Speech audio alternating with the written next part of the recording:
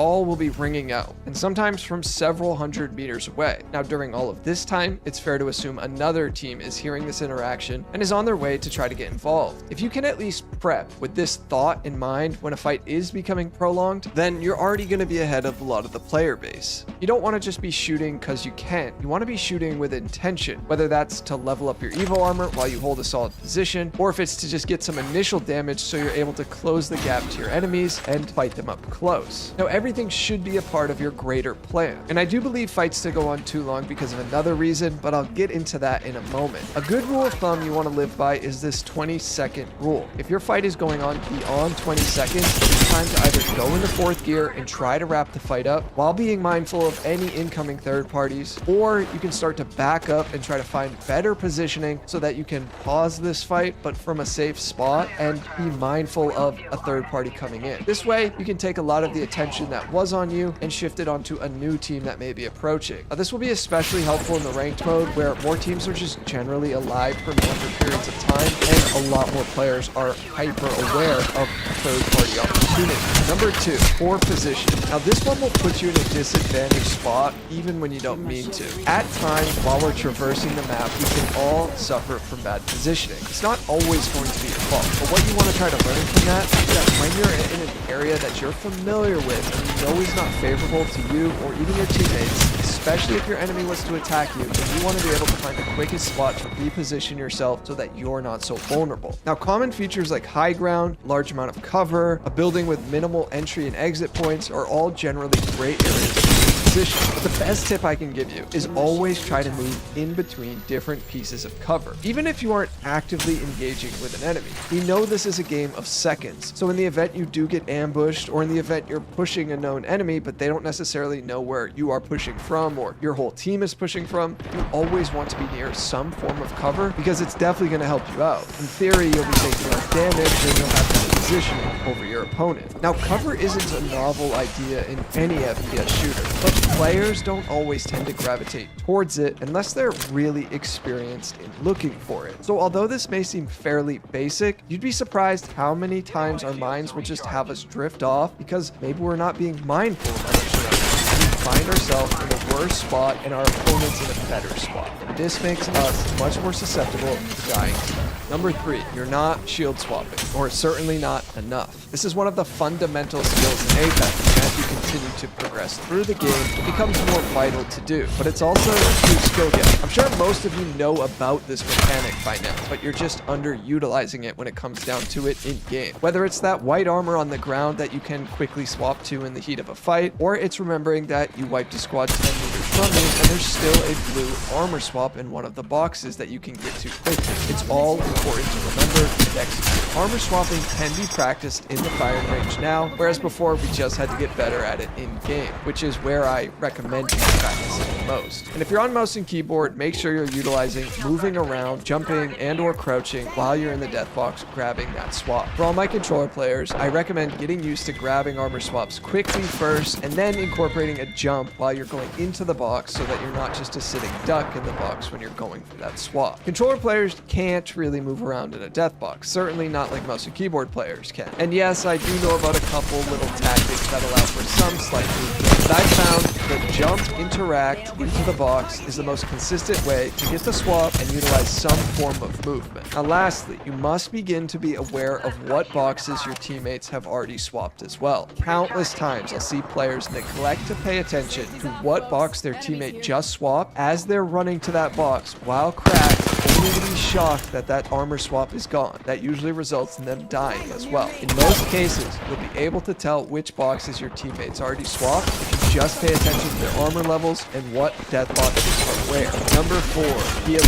Now, healing is the cornerstone of surviving in this game. If you overheal in certain moments where just team firing that enemy would result in dying sooner and your teammates staying alive, then you could be making a grave mistake. On the contrary, and what is far more common for players is not healing soon enough and in safe spots. Now, I don't care how basic this sounds. It's something that I see at all levels of coaching Apex. And for you more experienced players, I guarantee you it's probably about balancing when to heal heal when you're in a clutch up moment, like trying to complete a 1v3 or a 1v2. I see good players in these scenarios miscalculate constantly when they should heal or not healing at all. But first off, you got to make sure you have enough shields and health whenever possible. Ideal amounts are 2 to 4 shield batteries, more is always better, 8 to 12 shield cells, 4 syringes, and 2 med kits. Now these are just ideals, it's not set in stone, but if you can shoot for that, you should be chilling. Remember, your backpack size, what you can find, if you'll be taking more zone damage, are all important variables when calculating what the amount of shield and health you need to carry is. But let's talk in some simple terms. If you take more damage than you deal and you have the time and space to heal, use it. If you downed one player and took 100 damage and your armor is now cracked, but you know you're going to have to fight one more player who is presumed to be full health and shields, you're going to have little chance in winning that if you aren't able to heal or reset with an armor swap. This is as simple as I can make it, guys. Health and shields is all just a numbers game, but it's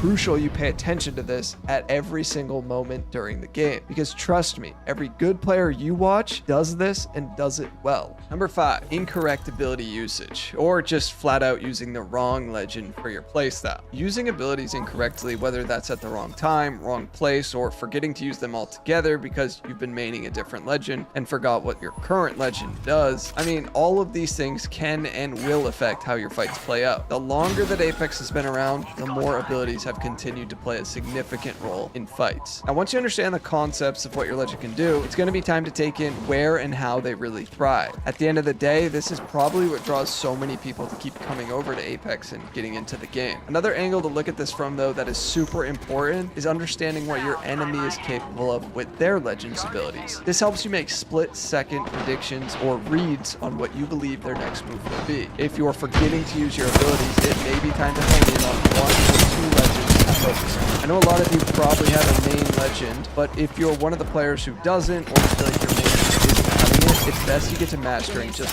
1 or 2 of the legends. This way you can learn the different ways to outplay and outmaneuver your opponents, and constantly switching your legend could be screwing up your ability to have a deep understanding of what's at play in this game. Number 6, and this one is super important, overextending and getting focus fire. You guys love to talk about this one all the time in my comments section, and it's the main thing you're going to want to watch out for if you're going to take anything away from this video. Simply put, more gunfire on you speeds up how quickly you'll die in this game. If you're not mindful of overextending, you will be getting clipped up fast. I'm sure you've had a lot of sweaty matches this season and died to a very coordinated team. This will feel very frustrating because it's going to feel like you didn't even have a chance, or at least a fair one at that. But listen, the same thing is true on the flip side. Team firing with your squad mates is going to make your life easier and help you get more kills. But back to overextending. Something that helped me correct this bad habit was being extremely mindful of where my teammates were at all times, especially in accordance to where I believe or know my enemies to be. This way I can rarely overextend and be surprised by it. Now I'll admit, if you're solo queuing, this isn't always going to be easy. Predicting what your random may or may not do is a tricky thing to manage. However, if you're able to apply all of these things that I've gone over into your gameplay, and you're being mindful about your positioning, well, I guarantee you'll find yourself overextending less and less. No one really tries to overextend for a kill unless they're being extremely good, like ego challenging a fight. This really starts from just not paying attention to time or not making the right read on the situation. But if you truly practice being mindful of all of these things, well, the game will be yours for the taking. Trust me. Number 7 is players giving up. A lot of players tend to give up when their teammates go down. It's like they almost know their fate is determined already or something. And that could look like just running in blindly into a building where you don't really know what's going on and you're trying to be helpful, or it could just mean forgetting all of the principles in the game that you're part of, like positioning, timing of your abilities, inventory management, and much more. Personally, for me, I think the best feeling in this game is clutching up a fight, especially when you have to like 1v3 or something like that. And you're not going to experience that, or at least often, if you tend to give up. Now, I know some situations the fight will just be flat out unwinnable, and I get that, but that's certainly not going to be every time. And remember, you're playing against other people who want similar things as you do, so you can't just rest on your laurels. You got to try to take it from them. And number 8 is very similar to number 7, but it differs just slightly, and I'm calling it hero ball. What is this? Well, it's when you're trying to be too good of a teammate, but at the expense of really taking care of the moment. As a result, you're going to throw your game. While this is similar to number 7, I swear people always gravitate to this at one time or another, at least until they truly learn how to process the differences steps in Apex. You have to be disciplined and mentally acute when it comes to clutching fights. I mean, you don't even need the best gun skill or movement. You need to outwit your enemy. There's several different examples I could list, but just imagine both your teammates go down and they're inside a building or something where you can't see all the enemies. You are blindly running in there because you want to be next to your teammates because you feel like you kind of missed out on some action, and you get clipped by all three players' team fire. This is the epitome of playing hero ball. You want to be helpful. It's not like you're actually giving up. It's that you're not actually thinking about the situation at play. Another example is you could be in the process of trying to clutch a fight, and let's say it's down to the last guy. And instead of just abusing the high ground that you have over them, you rush off of high ground and you try to speed up the fight. And in doing so, you kind of give away your leverage in that fight. This is another example of playing hero ball. What it boils down to is just not thinking enough about the situation. You're rushing it because you want the outcome and you want to try to be that good teammate. For newer players, this could look like going to revive your down teammate even when you know it's a bad time to do so. Like, newer players love to go for a revive when they know they're just like, I wasn't at the fight, I've got to try to be helpful here, and while I'm reviving, I'm getting shot in the back. There's so many different examples that could fall under this category, but what it all boils down to is just trying to take in the information, build up your skills, and not throw them all away in the heat of the moment, because in the heat of the moment is where you're going to need to apply all of these skills. Otherwise, the player on the other end of the fight is going to use that against you and take you out. In this video, I'm going to be talking about landing, looting, and inventory management. Now, there are a lot of new players in Apex right now, and there are a ton that are also returning, and there are just players who've been playing for some time and still don't really understand how this stuff works. So let's get right into it. Now, let's start off with how to land properly. Now, there are really two different examples here that I'm going to cover: when you're contested and when you're uncontested. But there are going to be some nuances with each one. So let's start off with being uncontested. Let's say you and your squad, whether you're playing with friends or you're playing with randoms, are being uncontested and you're landing in a POI. The goal here should be so that you guys all split up among your each respective area within the POI. Now, if it's a really large POI like Skyhook or something, then you definitely want to use your discretion here to look around to see if a team went countdown or potentially survey camp or any of the nearby POIs that might venture into Skyhook, especially if the zone ends up pulling to that area. You don't want to be landing too far away from one another, but you want to give yourself enough area so that you're not looting on top of one another. Far too often, players will just land in the same exact area, and that screws one another up. Most of you know this because there's only so many loot paths, right? And if two of you are looting the same path, that just means there's less to go around. It's a really simple concept. However, one of the worst parts about Apex is that people who are the jump master can't force the players to break off from them. It works the other way around. So if you aren't the jump master, you're able to break off as soon as you want and land in the area that you want to go into. What usually screws up players, particularly while solo queuing, is they'll be the jump master, they'll ping a spot that they want to land to, they are uncontested, and then one or two of their randoms land right on top of them, and that just screws them over. And in these situations, look, there's really nothing you can do except start to run in a different direction and hopefully loot your own respective area. If players are paying attention though, splitting up helps you because the sooner you guys all get looted up, the sooner you can either move on to rotate if you need to, or look for a fight if that's what you want to do. The point here is that you want to make this as efficient as possible, and that starts with looting your respective areas and then meeting up after 60 to 90 seconds or so, depending on when you need to leave and what you're planning to do next. If it's a smaller POI, then this may be a little bit more difficult. Say it's a POI like Geyser. Well, someone should land in the back, and then the other two should split these U-shaped buildings. Now, when it comes to being contested, I want to preface with, well, it really depends on where the enemy team is landing, and let's just assume for simplicity's sake, it's a 50-50. You know, your team and the enemy team. Now, with each POI, there will be differences here that you want to evaluate, and there's not a one-size-fits-all approach because the enemy team could land in one spot in one match, and you could have a good counter to that, but then in the next match, they land in a totally different way, and that screws up how you want it to land or that you were used to land. Oh, and one really important factor that every player on the team must learn to do is free look around while they drop. Now, I've been preaching this for years now, but it's something that will give you the information about where you should land and where your enemies are landing as well. If you're not free looking, you're really just putting blinders on, and that's just going to negatively affect your gameplay because it's going to affect the lack of information you have about your surroundings. You need to learn to free look while still dropping. Too many players give me the excuse of like, well, I'm jump master, so I can't look around. Wrong. You need to build this skill up. You can focus on your drop and focus on free looking at the same time. You're going to have to balance it more so than the person who may not be jump master, but it's still a skill you want to develop and enhance, especially if you solo queue, because you can't just count on your randoms to free look and communicate to you what they're seeing and whatnot. So free looking is of the utmost importance. Now back to the contest. Now speaking broadly here, there are 3 things that I always look out for when it comes to a contest. Now first is I always want to see if I can land in some sort of high ground. Obviously high ground will give you a positional advantage in a fight, but it also lets you see a lot more regarding your surroundings. For example, at top of a building will give you a better vantage point to see out regarding your next move. Second is if I'm landing in an area where I could get pinched, could be trapped. And when I say trapped, I imagine either getting surrounded by multiple enemies or multiple teams, or even just trapped from the map. Now this would be mostly applicable in an edge POI like Climatizer, Dome, anything where the map is just going to run out of space. If things go bad and you don't have a good area to fall back to, that could wind up harming you. And third is I always want to land right on something that I can quickly access a chance at a weapon or two.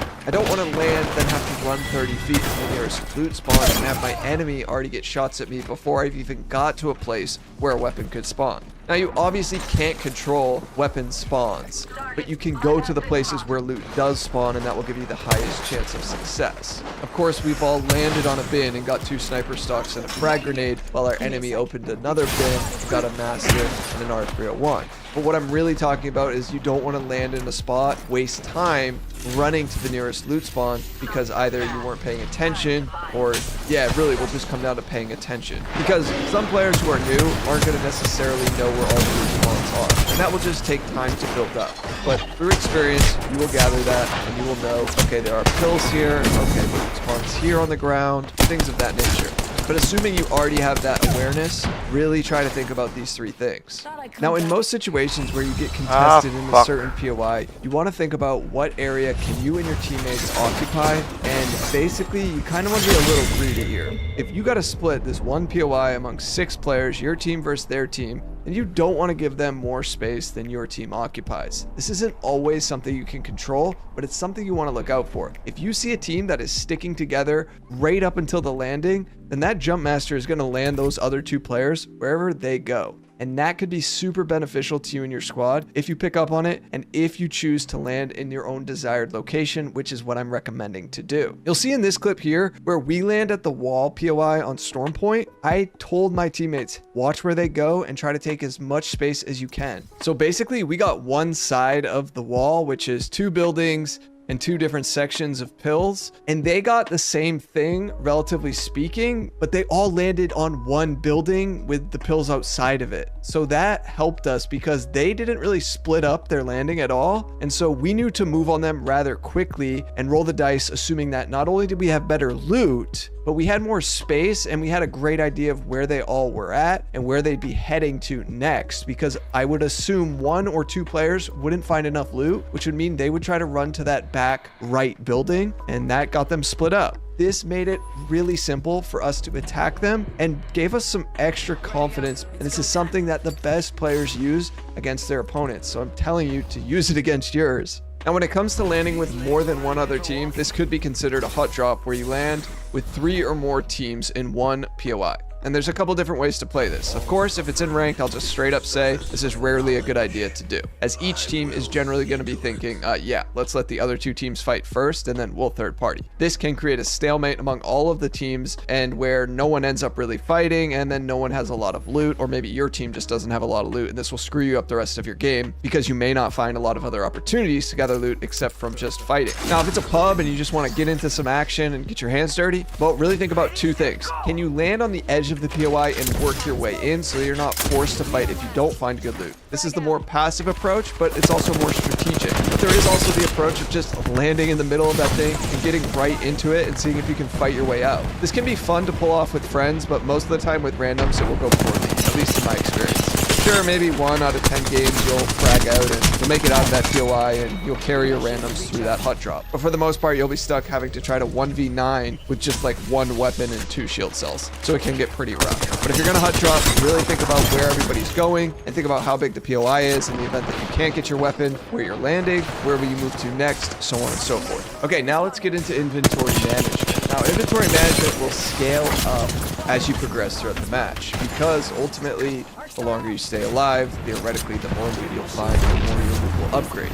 Now, let's say we're starting into a match. 2 cells, 2 syringes, no weapon, no backpack, white armor, white helmet. Okay, I'm going to start off. I find a triple take, and then I find an R99. So with the R99, I'll probably find 40 ammo, and with the triple take, I'll probably find 20. So you can see here, I've got 10 slots. And basically what I want to think about is what's my primary and what's my secondary. So in most examples, the triple take will probably be the primary, unless a lot of the fights I wind up in are close range. And I don't necessarily always get to control that, so that's why I'm starting triple take with weapon 1. Now, it doesn't really matter where the weapon is, whether it's 1 or 2. I mean, it kind of does, but you can always swap it.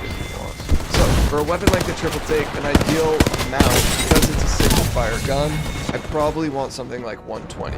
That would take up 2 squares. So, you can see 60 in each. 120 is a good amount, especially as I don't have a ton of backpack space. But let's say I do grab a white backpack over here, and I get 2 extra slots with that. I still will probably continue to carry 120. 180 will be the highest I'll go with triple take, because keep in mind, it's a single fire gun. That's 180 shots. That's a ton of shots that don't need that much. And I probably will get a kill before I would ever extend even half of that amount of ammo if I could just find more ammo if needed, or if everybody I killed and came across didn't have energy ammo, I could swap weapons.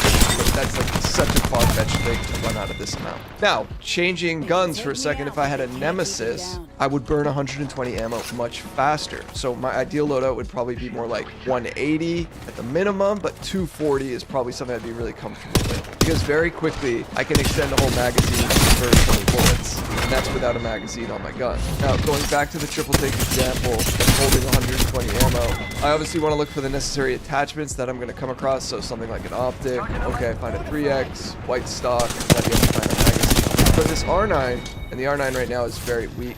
Regardless, I'm looking for a magazine, a stock, and a laser sight, and maybe a sight. Alright, I need a lot of light ammo, because this is going to burn ammo fast. So, how much should I be looking for?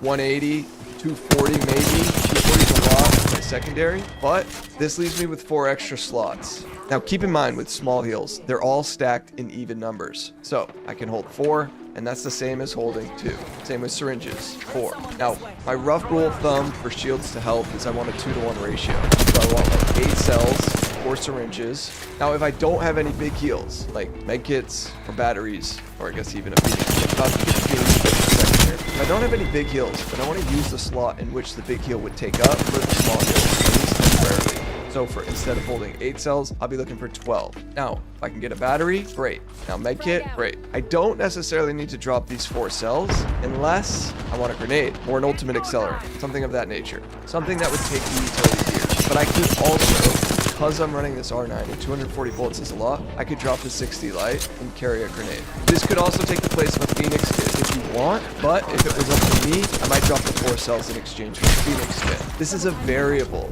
okay? It will alter throughout the game, it will change, it'll be something that you'll use your discretion, but right now this inventory looks pretty good. One thing I also want to keep in mind is that as I go throughout the game, having only 1 battery is a vulnerable spot to be in. So I want to keep my eyes peeled for another shield battery as well as a med kit. So I'm already carrying 1, I can carry 2, it takes the same amount of space. But for the shield battery, it's the same concept, it's just that this is really, really important to have more than 1, because if you don't have any, that time to heal gets extended by a lot, and that can take you out the fight, that can make you lose the fight, so it's something you want to keep your eyes peeled for. As soon as I get a squad wipe and I'm in the death box and I only have 1 battery, I'm scouring those boxes for the batteries. I want to make sure that I get one before my random teammates gobble them all up. Now, let's say I've got the blue bag now, so I've got more space. 2 bats, 12 cells, I have 1 grenade, so here I can flex if I want to carry more grenades, which I probably will with this loadout. I'm going to look for at least 1 more. Then on this extra slot, I can decide, do I want ammo? Do I find more bats? Because ideally, 4 bats is a really comfortable spot to be in. 4 is like the perfect amount for me. Yeah, I mean, obviously I'd take more if I could, but having 4 is really, really comfortable. Now, if I find more bats at this stage, this is something I've talked about before, and some people have argued. If I find more bats here, then I'm going to drop the cells. I don't need as many cells if I've got the shield batteries to make up for it. However, if I lose those bats, this is still a really comfortable position to be in for heals. Now, let's switch guns for a second. Then I'm back on the Nemesis. Alright, now I've got to upgrade the ammo, and I'm probably going to drop a little light in exchange. Because the light is a secondary 120, that's fine. I'm looking for 240 on the Nemesis. maybe even 300, depending on if it's a ranked game, and I may not know the next time I'll be able to get loot. It's getting towards that later stage. So the universal concepts you can apply regardless of your loadout is that you really want to strive for 4 bats, 2 medkits, 8 to 12 cells, I'll say, and 4 syringes. You never need to carry more syringes unless, of course, you know, you've got a long rotation in the zone and you're like, damn, I really need help. In that case, I'd probably drop grenades and I'd stack up on extra syringes so that when I come out of zone, hopefully I'm still sitting around 4 and 2 for the health. I'll burn these 4 extra syringes while I'm in zone. Now, of course, if I couldn't find any medkits, right, then I might carry 8 syringes. Maybe. Depends on the zone, depends on how much zone damage I think I'll take. But chances are, if I'm carrying more than 4 syringes, I'm doing something wrong. Besides that one example I just gave. You're never going to need to heal 8 syringes without dying first, most likely. Like, you're dead before you're going to heal that much. Remember, your shield gets hit first, so that's why you want more shields than your health. But if you are stuck in zone and you're rotating, you need to pay attention to health. And this is just a metric that you always want to look for. It's a baseline thing. Every time you're looting a death box, every time you're looting around, you want to make sure that you're sitting around these numbers. You don't want to get caught in zone and be like, damn, I totally forgot and neglected to pick up health, and now I'm just going to die. You don't want to be one of those players. Now let's talk about a different loadout real quick. Let's say I'm running Peacekeeper as my secondary. So I'm looking for 16 shells. 32 would be the absolute maximum for a shotgun. I rarely carry 32 though. 16 is just fine. That's enough for one fight and then some. And let's say I am running Havoc, probably going 300 on the energy because I've then subtracted some of the inventory space for the secondary weapon, like the R9, right? Because the R9 I was carrying anywhere from 120 to 180, which would take up 3 slots, 2 to 3 slots. Now being on the Peacekeeper, I don't need to do that, so I can make up for it in other areas, which I'm going to choose to do that with the energy ammo, and I'm going to choose to do that with shields and grenades, and maybe an ultimate accelerant if I can find one. So now I've got 3 nades, I'm going to go for 2 more bats, and I've still got an extra slot, and this is on purple, right? So this is like the most comfortable you'll be when you have the best backpack. Obviously gold is a little bit better, but it doesn't give you more space, it just allows for you to carry more big heals. Now I've got all of this, and this is really, really comfortable. Having decent game sense is vital to improving at Apex, but so is understanding all of the different legend ability usage, whether that be the legend you're playing, the legends your teammates are using, or even what legends you're going up against. So in this video, I'll break down several different fights and go in depth on how I was able to outplay my opponents, not only using abilities, but also my game sense. So let's get into it. Now in this first clip on Caustic, we are pushing Stormcatcher, trying to third party on duo queuing with my friend Speeds. You'll see I get scanned here, so I toss my Caustic ult. It's not the best ult, but it is good at denying some area. Once we get the bloodhound crack over here, Speeds is able to take care of it. And then there's the Watson. Once again, we team fired both of these players and both of them back very quickly.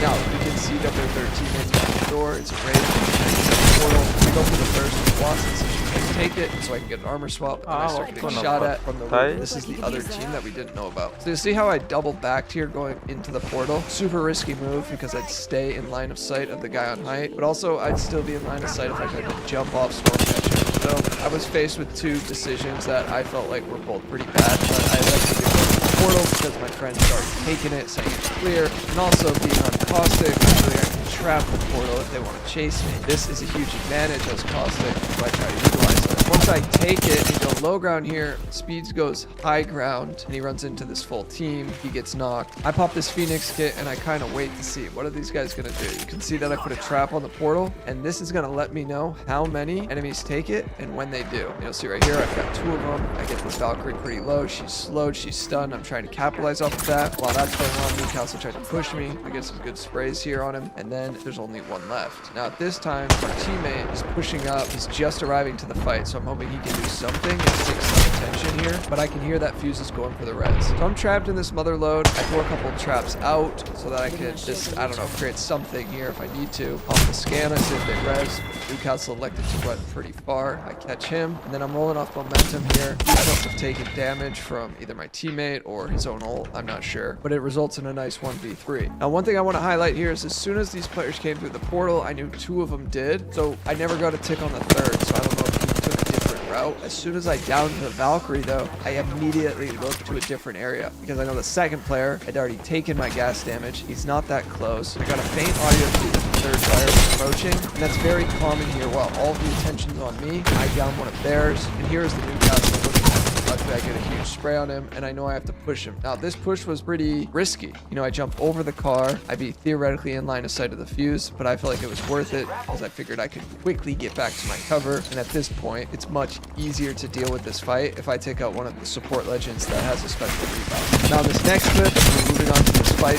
Just finished up on the edge of the zone. Got my Costigal in hand, ready to go with it. Just in case I see someone, I throw it at the Bangalore. Now look, Bangalore goes in here. I know that the zone's cutting off that building, so I trap it. Once I trap it, I basically force her to be stuck in there for at least a few extra seconds. Easy 1v1ing this player on the roof while I 1v1 the Newcastle. Now Newcastle kind of jumps me, surprised me, got the first shot, but I'm able to take care of him. I throw a trap down. I was gonna bat, but then I just go for the armor swap, and you can see right there briefly, Bangalore ran out, rushed it, and Speeds took care of her. I feel like this was a good use case of having the ult out, denying the area, forcing her into the building, trapping the door, which stalls her and just takes her out of the fight, and then using our gunplay and our teamwork to just 1v1 each of those players. I really looked at the zone and assessed what spots were in and what spots weren't in, and I used that really to my advantage here when it came to denying area, which cost us excellent. Now, in this last fight, we have a 3v3, but we're getting held out of zone by this team. They had already shot down our evac, so we have to push forward. See, the lifeline was up on that rock wall. I got a decent spray on her and I cracked her, so I used that. Drop down. You see how I cut into the right, making this angle that she had not work anymore if she wants to repeat it. Caustic throws his ult at me, but misses, and obviously I'm a Caustic, but I see the ballistic ult. Saw that it was close. Back up. I preemptively throw the heat shield down because I know that the zone will overlap us at this point. I set off one of the traps. Ballistic drops all the way down into the trap, into my spray, down here.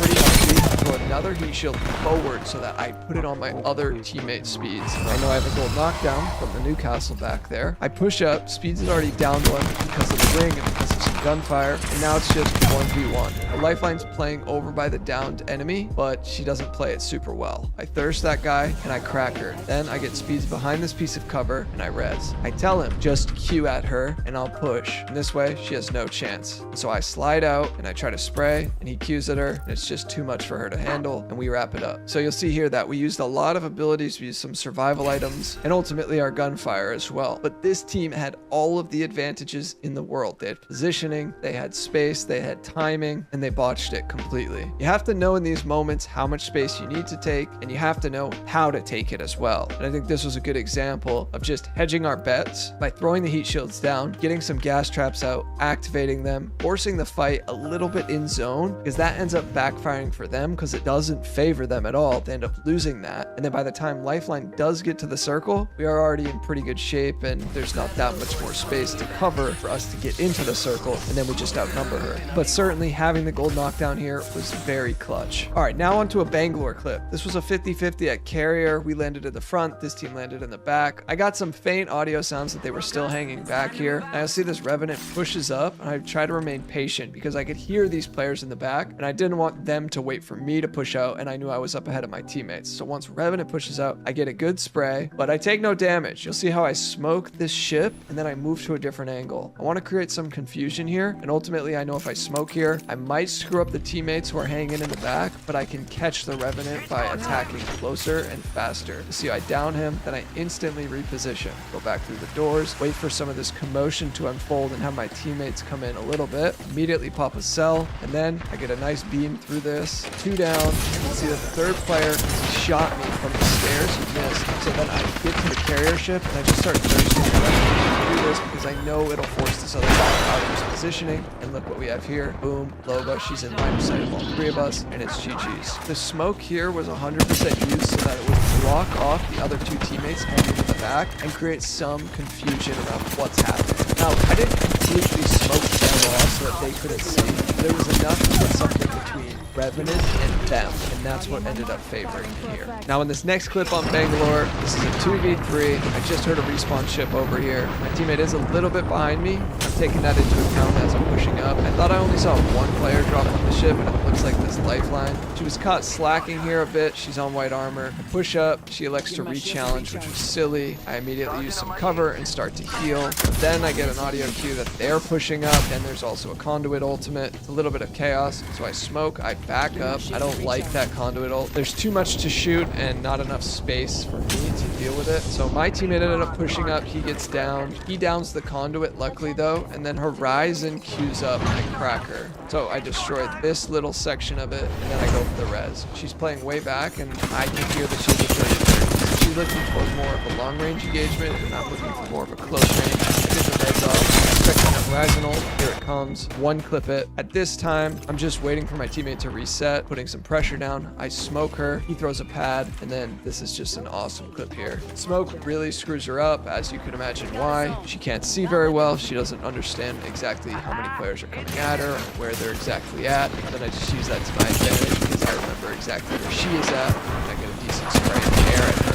I think this fight is a great example of the subtlety of the game aiming out of the fight. Getting some damage, backing up, adjusting to what's happening to me in live time, a conduit ult, my teammate pushing up. Luckily, he takes one down, right? This team was pushing up pretty aggressively after I downed the lifeline, and I didn't really like what was happening. So I back out, come back in, and then we handle business. But it really comes down to teamwork, ability usage, and just understanding when to strike. I didn't get antsy and try to push out of my cover while the Horizon came the 30-30. I played patient, used the res, which is my leverage here. Tried to throw strategic. That will make her come off of high ground. She elected to stay, so I just smoked it. Teammate padded, and boom, GG's. All right, moving on. Later in this game, there is a team at Promenade who was shooting us, but quickly they start getting third-partied. So I used my Bangalore ult here because I thought they might push out onto that platform. As you can see, that Revenant is running low ground here. My Bangalore ult ended up doing nothing here. It wasn't the best use of an ability, but that's kind of hindsight because I wasn't sure exactly where everyone was at. We try to take the zip. I obviously get fried, so I drop down. Throw an arc in case they want to chase. I pop my bat. My teammate's holding for me. Then I'm going to pop a med kit. We're just going to back up. We thought about going up around, hitting up the other side. We can hear the audio above us. That sounds like they're just kind of mirroring us. They think we're going that way, so it's not looking too good at this point. You never want to be stuck low ground. As we turn this corner, we see two people ratting here in pubs. Not sure why or what they're thinking, but we kill them pretty quickly. And now we're ready because the other team is thinking we're fighting, so they're going to drop. Crack the Mirage, and then we get shot at from the left, so that's where I smoke. I get a 64 spray, which is pretty good, but I knew my teammate was in rough shape, so I'm trying to buy some time here. My arc bounces off his back. There's a bunch of frags coming in from both sides. I'm able to 1v1 the Maggie, and then the guy peeks through the smoke. My teammate takes care of that octane. Now it's just last one, and we can call that out to each other. So my teammate med kits. And then I don't really shield here. I don't have bats, so I'm just kind of being aggressive. I know my teammate's right there for backup, and I trust him. If I was solo queuing, I definitely would have healed because, yeah, you know how randoms can be. But when you're playing with teammates you trust, you can do things together like this. Smoking here was clutch, you know, at the beginning of the fight where we got beamed off the zip line. That would create an element of surprise if these players wanted to drop and chase us, you know, it may cause some confusion as well. But then as the fight progresses, the duo and the third party tries to approach. Smoking off that octane was huge because it allowed the Maggie to push me while I couldn't get shot by the octane. Of course, I did get some damage off, so the octane may have just elected to heal, maybe not. And then the Mirage was playing a little too far back in order to get involved in this fight. He did try throwing some frag grenades, but ultimately smoking off that player so they're not able to abuse their off angle and get involved in the fight, even when they're not necessarily close, is what Bangalore is so freaking good at. I mean, of course, her smokes are very multifaceted. They can come in so many different scenarios, and that's a huge reason why she's so meta still. These are 6 bad Apex habits keeping you down. Let's get into it. Number 1, not using your abilities enough. Look, you have to be in touch with what your legend does and is capable of in all kinds of different situations. This may sound rather straightforward, but theory is one thing. Putting it into practice is a whole other beast. There's 24 legends right now, all with at least 3 abilities, and that doesn't even include their legend upgrades now. This can be a lot to manage for players who are not super experienced, especially if they don't main one legend. Chances are, though, if you do only play one legend and you have a lot of time on that one, then you're probably pretty good with your ability usage. If that's not you, or if you venture off to playing another legend, you gotta learn to become more mindful about when and where to use those abilities. abilities. The longer Apex has been out, the more abilities have crept into affecting how fights turn out. This is something that will only continue to progress with more legends being added and more abilities getting stronger. It's only natural for them to play a significant role in fights. The best advice that I can give here that will apply to any legend you're playing is first focus on the legend's class and use that to determine the type of role you're preferring for your squad. And then be sure to utilize specific strategies for that class to better place you in positions to strike with your abilities. If you're playing a support legend, for example, you're going to need to anchor for your team, meaning play behind them and be acutely aware of when they take any damage or go down. You're still going to need to focus on playing your life and shooting your gun, but you have to balance that with what your role is here. If you play a more aggressive legend like Skirmisher, you need to focus on using your mobility to get entry damage in the fight and then learn to close the gap, take a high ground angle, or possibly retreat depending on how the fight is playing out. There are so many different kinds of scenarios, but one of the most simple things in Apex is just timing your abilities and using them correctly. If you screw this up, it really becomes harder and harder to win against more experienced players because obviously they are using their abilities better than you are. And an underrated aspect to this is it really affects how your whole team plays too. One legend on the team plays a significant role in how that fight may turn out depending on what role they're fulfilling. Keep in mind, certain abilities don't just benefit you, they benefit your team too, and that's another factor you want to take into consideration while trying to improve. And if you are the type of player that enjoys playing one legend, then really try to focus on everything that legend is good at and avoid the things that they aren't. You really want to learn them inside and out and be really honed in to what their abilities do. For me, I have a lot of experience with Caustic, and certain fights I will always avoid are just getting him out in the open in transition. That is not something that he's strong at. He needs to play in a building or in some close quarters where he has some cover and some areas that he can control with his gas and his traps. Other legends do not want to find themselves in the same scenarios that Caustic likes to thrive in, and that's really what this is all about, leaning into what your legend does well and trying to avoid the scenarios that your legend is very weak in. Number 2, not taking advantage of damage in your team's favor. Look, this is something that players struggle with at all skill levels, and the degree in which will vary depending on where you're at in the skill ladder. But most importantly, if you just deal more damage than you take, then you need to move off of it and start speaking broadly. You need to get closer to that enemy and try to capitalize off the edge you have. Now, of course, if you're in an endgame scenario and one team's going to punish you from high ground as you push the other team that you just dealt the damage to, then you obviously don't want to risk that, and you're going to have to use your discretion in certain moments. But broadly speaking, if you're dealing more damage than you're taking, then you need to figure out a way to close the gap, because this all boils down to time. Okay, it's going to take the enemy player time to pump the shield battery, 5 seconds to be exact, and that's if they get to the spot that they think they can heal in, and then they pop the heal. If they don't have a battery, that time then extends to a much longer duration while they slowly heal up their shield. The point here is that if you can get to them before they start that process, then you're taking advantage of the advantage that you have over them. Now, I'm making this sound really simple and basic, and it's not always going to be like that because Apex is a 3-on-3 game and there's 20 other teams in the lobby, so a lot can happen and a lot can go wrong even when you think you have an advantage up front. One of the things that a lot of players struggle with, particularly as they're climbing the skill ladder, is they deal some damage, but they don't actually take any aggressive means to get to that enemy that they just did that to. So they kind of squander an opportunity, and then they may never get an opportunity like that again. Good players will know if that an enemy player didn't make them pay for whatever advantage they had over them previously, that then gives that enemy player confidence because they know, okay, that player didn't take care of me when they had me beat. Now I feel like they're a weak player, and then that could just factor into the player being super confident and just wind up beating you when they get a different opportunity. Every player at one time or another will struggle with this, and it's something that's very common, but it just boils down to understanding the variables. What armor the enemy is on, what armor you're on, how much time it will take for you to get to that enemy. Is there another team that can make you pay for pushing? Or is there another enemy player on that team that has a good angle that will shoot you as you cross to that player that you had low? Whatever the factors are, you need to evaluate them and be aware of them as best as you can. But you and your team need to learn to move off of that quickly and efficiently, because if you don't, this is a really bad habit to have in Apex. In the majority of scenarios, Apex has a long time to kill. This is not Call of Duty or another first-person shooter that, you can just one-shot somebody. An Apex fight can be grueling, it can be rather lengthy, and there are a lot of variables at play that most players just aren't accustomed to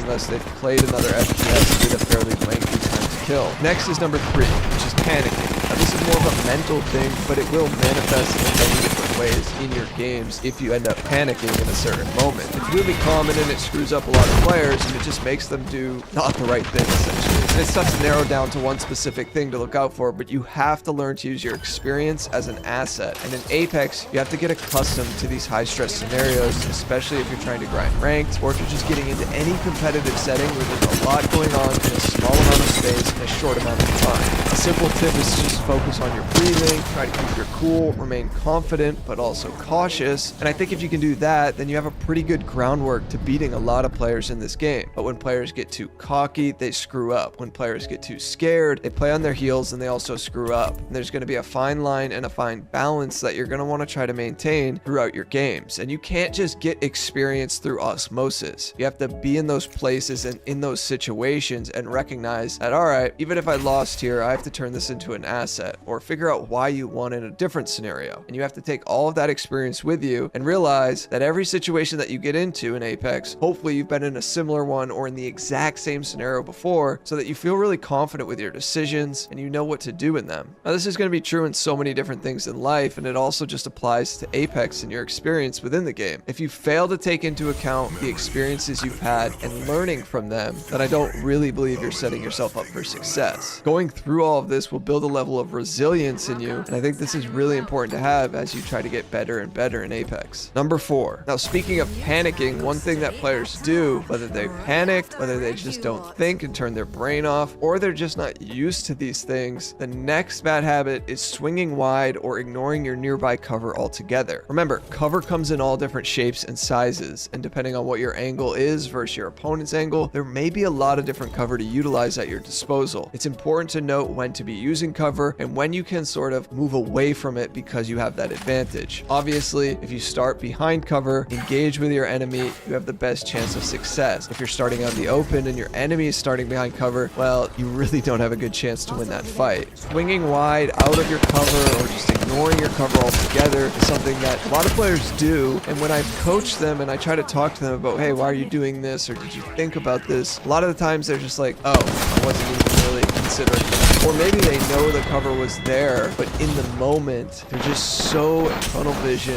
on the enemy, they don't end up utilizing it. So of course, if you have a ton of experience in first-person shooters or shooters in general, then you're probably more apt to lean towards the cover and seek it out and recognize it. But still, even for a lot of players that do have experience in other games, they will tunnel vision and they will swing wide and they won't think about their cover versus the angle that their enemy has, and they screw up here. This is a terrible habit. It's one of the most tangible habits you can try to nip in the bud early on in your experience. You just have to lean into it more. You have to understand that, hey, this guy is going to pick me from this angle. I have this pillar, this door, this high ground, whatever it may be at my disposal. I need to utilize it until I get them low enough where cover is really no longer of a factor for me. I just need to get to that enemy and finish this fight off. But cover is everything. You will never see good players not use it, and you will often see the best players utilize it really, really well and make the most of it. And as you progress in Apex, the way you use cover will evolve. It may start from just, hey, let me cover about 40-50% of my screen with this box or this door frame, but then it also may be, hey, when I go to weapon swap or go to reload, I'm naturally leaning back to the cover that I knew was on my left or my right or wherever it was, right? You utilize it in that lull of the fight where you have to weapon swap, you have to reload, you have to pop a shield cell, whatever it may be. You have to know that this is something that you can use in and out and throughout your fight, and it's not just always about, hey, I gotta use 50% and cover my screen here, and start here and stay right here. It's sort of a dance that you want to just be in and around it. If you learn to do this, you'll have a leg up on a ton of your competition in Apex, trust me. Moving on to number 5. The next bad habit is not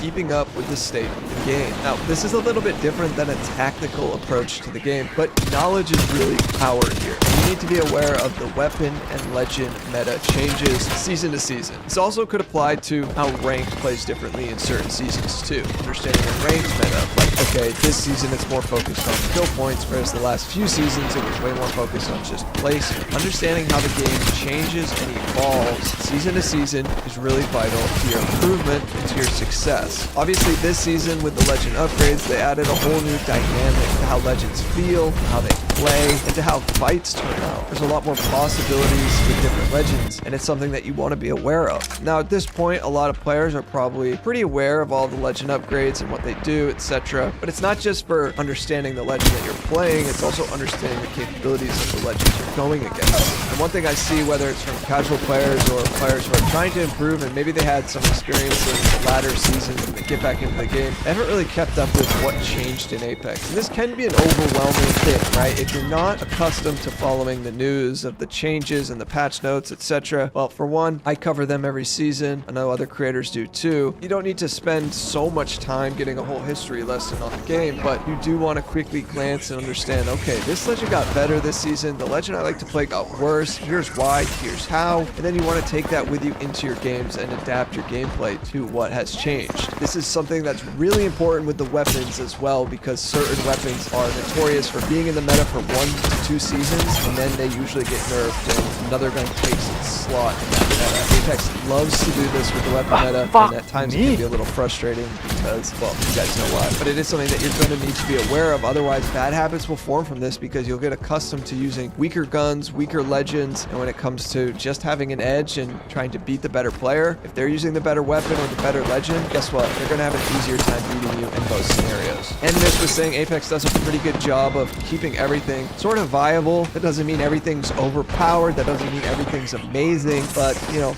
every legend, every weapon is viable to a degree. You just have to understand what that degree is and what that situation specifically is where that weapon or legend can thrive. Number 6, over looting or just focusing too much on looting. This is one of the most important things you want to look out for as you're getting better and better at Apex. The best players quickly loot and then quickly focus on where is the biggest threat or where is the immediate threat. Newer players focus more on loot and then they react to something that they didn't even know was there, like a nearby team.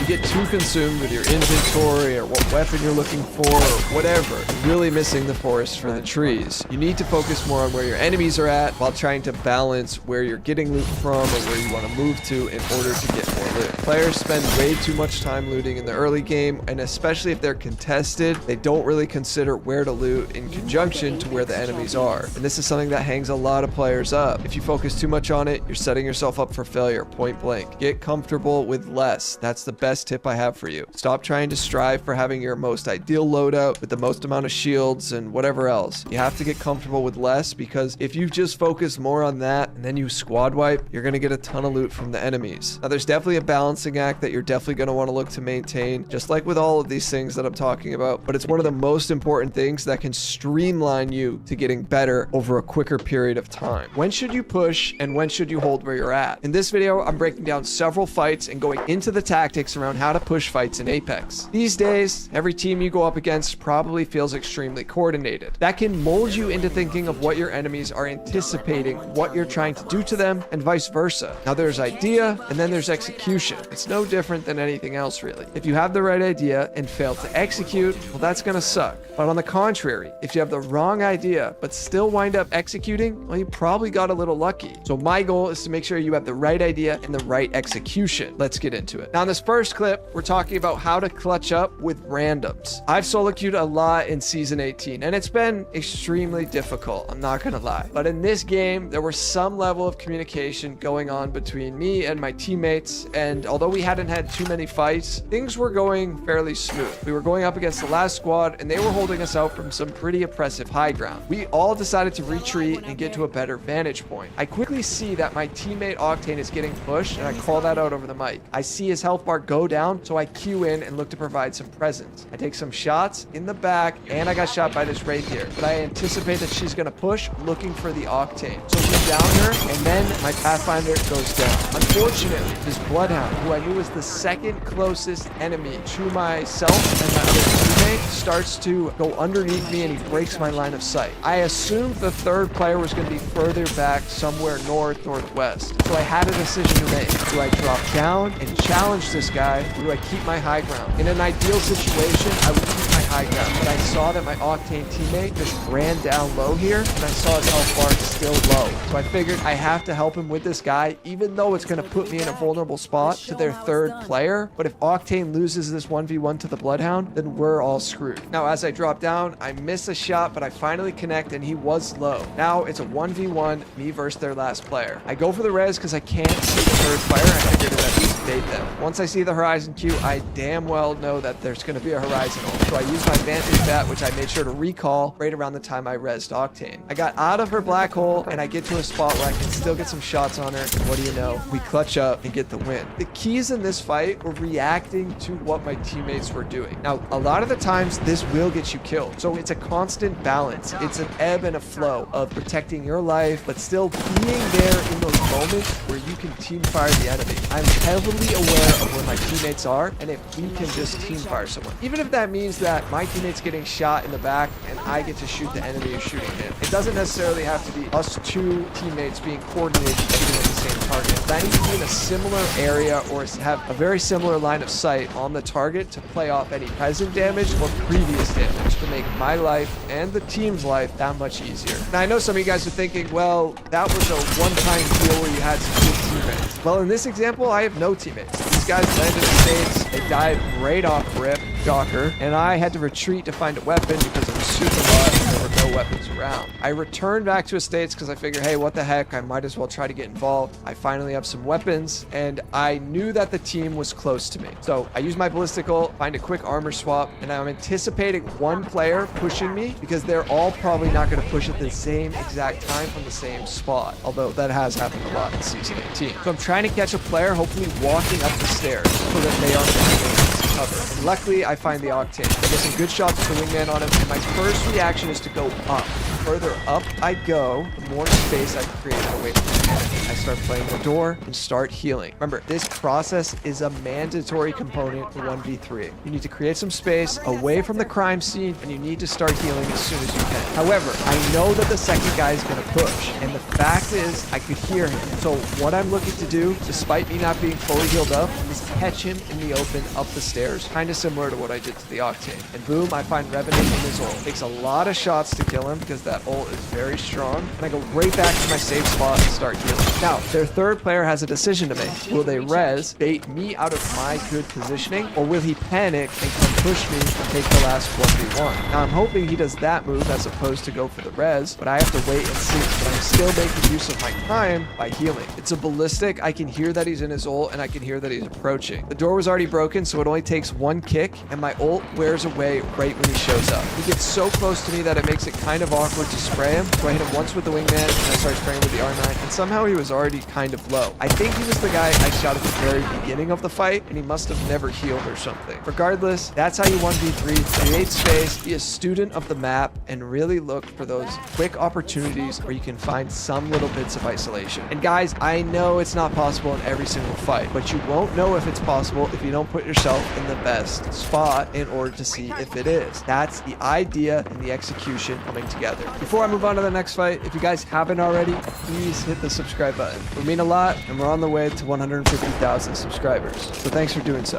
All right, now I don't want to show you only fights that we've won. I want to talk about a frustrating fight that I experienced while solo queuing where things didn't go my way. My teammate and I were rotating back from labs to capacitor because our Revenant had started running into another team. So I pull my Vantage ult out and I look to provide some covering fire. Now I realize where Revenant is, and I've fought here many times before. If Revenant is going to get to us, I need to put down as much suppressive fire as I can facing to the west and potentially to the north as well. He needs to get into this garage, or we need to get a knock and push out of the garage. But him being on the outer right side makes it virtually impossible for us to do too much if somebody has already crossed from the west to the north or the east, especially if he loses that 1v1 or that engagement. So hitting the Wraith for 70, we create some space. Somebody else starts firing at us and we are waiting away. I call an evac tower down to, I don't know, create some sort of bait, but it didn't work. There was a guy hiding behind one of the AC units, so I have to back up further, use my one shield battery, free. I could have slow healed, but I decided, no, I'm not going to do that here. I medkit as well. And I'm hoping this time where the fight is sort of stalled, Revenant tries to get to us. He does not until he finally uses his tactical 2. And now we've kind of reset the fight. I've got Wraith low on flesh, and then I get the knock. It's 3v2, and if I pause for just a sec, everybody was pretty healthy until Maggie loses a good amount of her shield and HP. But we're still up on this fight. We just don't have to throw. I hit Revenant for 50, and he's cracked. So he's got to be somewhat low on health because he had blue armor. Now, I see where he is behind it. I get on the mic and I say, cue this if you have it, talking to the Maggie. She cues it just a second too late, or maybe I say it too late, either one. Revenant decides to run out on this guy in his ult. I lose line of sight for a second. By the time I do have line of sight, Revenant loses the 1v1. This whole time, I knew the third player was to my right outside of this garage. So if I swing out too far wide here, the guy on the right will shoot me in the back for free. I am the healthier one out of Maggie and myself, so I can't do anything like that. I'm hoping the Revenant peeks, but he doesn't. The Pathfinder has caused so much havoc from his right side angle, and he downs my Maggie. So now I'm in a 1v2 scenario, and I'm already pretty frustrated that the fight went from us being up in a 3v2 to now being a 1v2. That is not a good situation, but it often happens with randoms, as I'm sure you know. So the Pathfinder does some slinky move and gets over to the left. I bait the res. I do not hear him. I want you guys to know I didn't hear him, and he slide jumps out, and I have to take this 1v1. Now, if some sort of energy gun gets me to 1 HP, I know the Revenant's going to turn the corner. I probably should have played the knockdown longer, but I lose the fight. You know what I mean? I lose the fight, and it's really, really frustrating. And honestly, if I hear the Pathfinder and I'm in a better spot behind some piece of cover, I probably don't take so much damage in this 1v1. I could have played the teammates knockdown a bit better, but with randoms, I don't trust them a heck of a lot to know to leave the knockdown up all the time. So sometimes I don't bank on just playing it. Let's rewind for a second, where there's one thing I could have done differently, but I'll explain to you guys why I didn't. When the Revenant was cracked and behind the AC unit, I didn't Vantage Q on him. And the reason I didn't Vantage Q on him is because I would have pushed with Revenant if I knew he was pushing, but I didn't know he was going to push. This is the problem with solo queuing. You can't coordinate a heck of a lot because you can't be a mind reader, right? So I knew that if I pushed out to the left, the guy on the right would shoot me, and if the guy on the left shoots me, I'm getting team fired and I'm potentially getting focused, and all of a sudden, the player I have the most control over, which is myself, I've just taken out of the fight trying to do too much. So although I was a bit passive here, I was waiting for Maggie to heal, and I was hoping that Maggie could have drilled the Revenant, and I would have just ADS on the AC unit with my sniper, made him move away from his cover,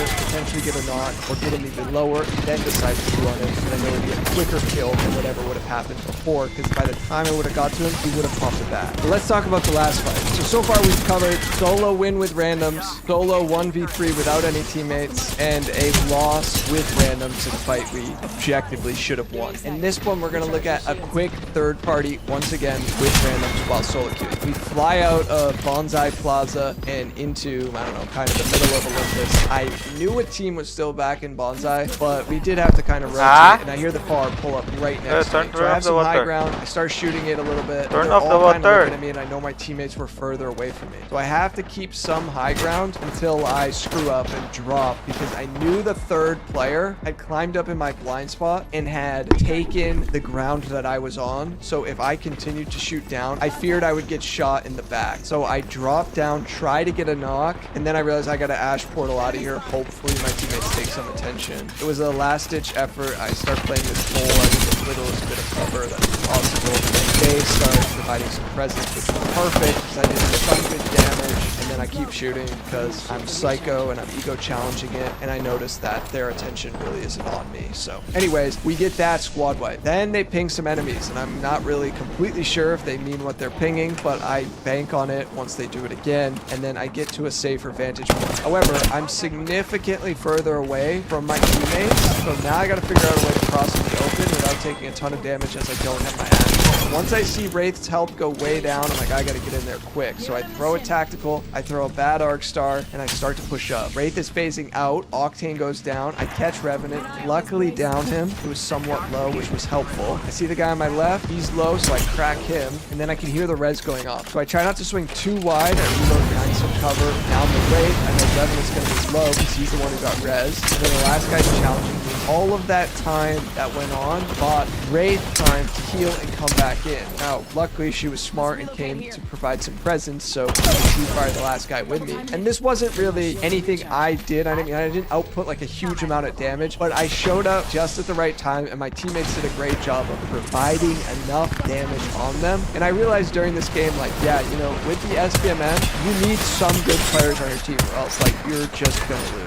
Like, you might win a fight or two, but the competition is so freaking good that if your teammates are not capable, and trust me, I've had plenty of games this season. I mean, hundreds of games. That's why I only picked like 4 or 5 guys, right? But there's been so many games where randoms just don't do enough. But this was a good example of just a good dance of in and out that my teammates and I did 2 different times with 2 teams back to back. So if you could just be there once again to provide that presence and not squander any opportunity when the time is of the essence, when damage has been applied to enemies, you can put yourself in the best situations to clean up fights or start off the fight if your teammate's going to do cleaning up. Preserve your life, look for good damage opportunities, play cover, and show up. If you made it to the end, thank you so much for watching. The YouTube algorithm thinks you'll like this video next. Peace.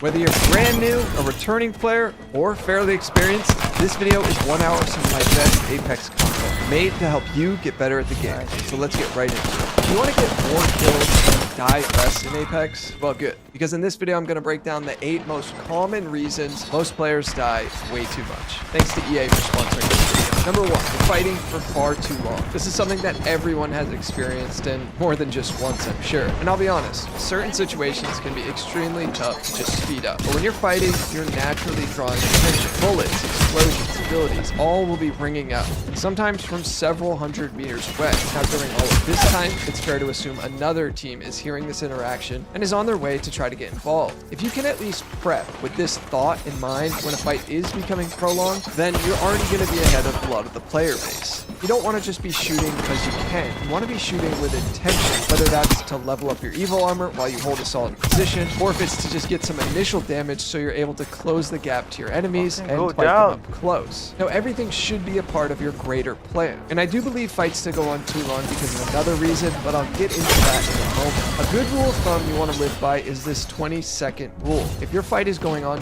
beyond 20 seconds, it's time to either go in the 4th gear and try to wrap the fight up while being mindful of any incoming third parties, or you can start to back up and try to find better positioning so that you can pause this fight, but from a safe spot, and be mindful of a third party coming in. This way, you can take a lot of the attention that was on you and shift it onto a new team that may be approaching. Now, this will be especially helpful in the ranked mode where more teams are just generally alive for longer periods of time and a lot more players are hyper aware of a third party opportunity. Number 2, poor positioning. Now, this one will put you in a disadvantaged spot even when you don't mean to. At times, while we're traversing the map, we can all suffer from bad positioning. It's not always going to be your fault, but what you want to try to learn from that is that when you're in an area that you're familiar with and you know is not favorable to you or even your teammates, especially if your enemy was to attack you, then you want to be able to find the quickest spot to reposition yourself so that you're not so vulnerable. Now, common features like high ground, large amount of cover, a building with minimal entry and exit points are all generally great areas for good positioning. But the best tip I can give you is always try to move in between different pieces of cover, even if you aren't actively engaging with an enemy. We know this is a game of seconds, so in the event you do get ambushed, or in the event you're pushing a known enemy but they don't necessarily know where you are pushing from or your whole team is pushing from, you always want to be near some form of cover because it's definitely going to help you out. In theory, you'll be taking less damage and you'll have better positioning over your opponent. Now, cover isn't a novel idea in any FPS shooter, but players don't always tend to gravitate towards it unless they're really experienced in looking for it. So although this may seem fairly basic, you'd be surprised how many times our minds will just have us drift off because maybe we're not being mindful about our surroundings and we find ourselves in a worse spot and our opponents in a better spot. And this makes us much more susceptible to dying to them. Number 3, you're not shield swapping, or certainly not enough. This is one of the fundamental skills in Apex, and as you continue to progress through the game, it becomes more vital to do, but it's also a true skill gap. I'm sure most of you know about this mechanic by now, but you're just underutilizing it when it comes down to it in game. Whether it's that white armor on the ground that you can quickly swap to in the heat of a fight, or it's remembering that you wiped a squad 10 meters from you and there's still a armor swap on one of the bots quickly. It's all important to remember and execute. Armor swapping can be practiced in the firing range now, whereas before we just had to get better at it in game, which is where I recommend you to practice it the most. And if you're on mouse and keyboard, make sure you're utilizing moving around, jumping, and or crouching while you're in the death box grabbing that swap. For all my controller players, I recommend getting used to grabbing armor swaps quickly first, and then incorporating a jump while you're going into the box so that you're not just a sitting duck in the box when you're going for that swap. Controller players can't really move around in a death box, certainly not like mouse and keyboard players can. And yes, I do know about a couple little tactics that allow for some slight movement, but I've found the jump, interact into the box is the most consistent way to get the swap and utilize some form of movement. Now lastly, you must begin to be aware of what boxes your teammates have already swapped as well.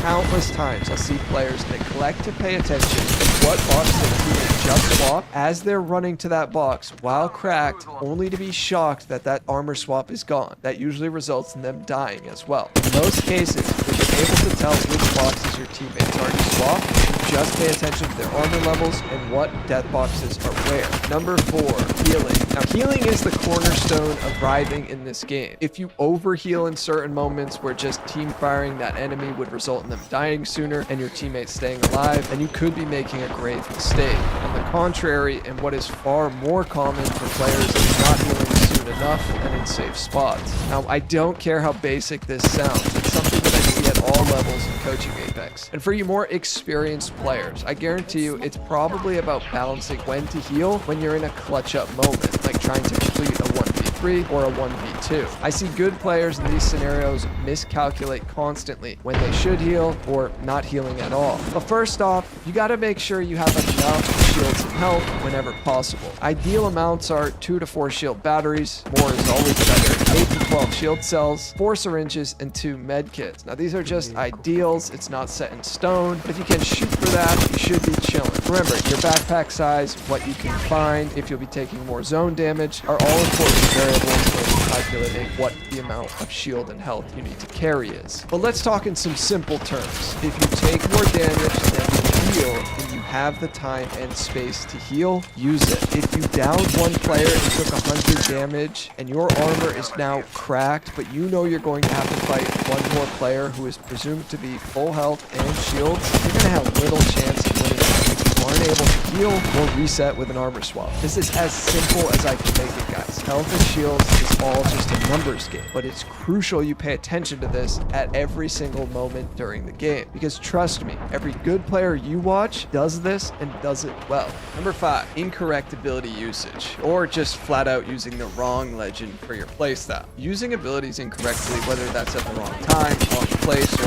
forgetting to use them altogether because you've been making a different legend and forgot what your current legend does. I mean, all of these things can and will affect how your fights play out. The longer that Apex has been around, the more abilities have continued to play a significant role in fights. Now, once you understand the concepts of what your legend can do, it's going to be time to take in where and how they really thrive. At the end of the day, this is probably what draws so many people to keep coming over to Apex and getting into the game. Another angle to look at this from, though, that is super important is understanding what your enemy is capable of with their legend's abilities. This helps you make split-second predictions or reads on what you believe their next move will be. If you're forgetting to use your abilities, it may be time to hone in on 1 or 2 legends to focus on. I know a lot of you probably have a main legend, but if you're one of the players who doesn't, or you feel like your main just isn't cutting it, it's best you get to mastering just 1 or 2 of the legends. This way you can learn the different ways to outplay and outmaneuver your opponents. And constantly switching your legend could be screwing up your ability to have a deep understanding of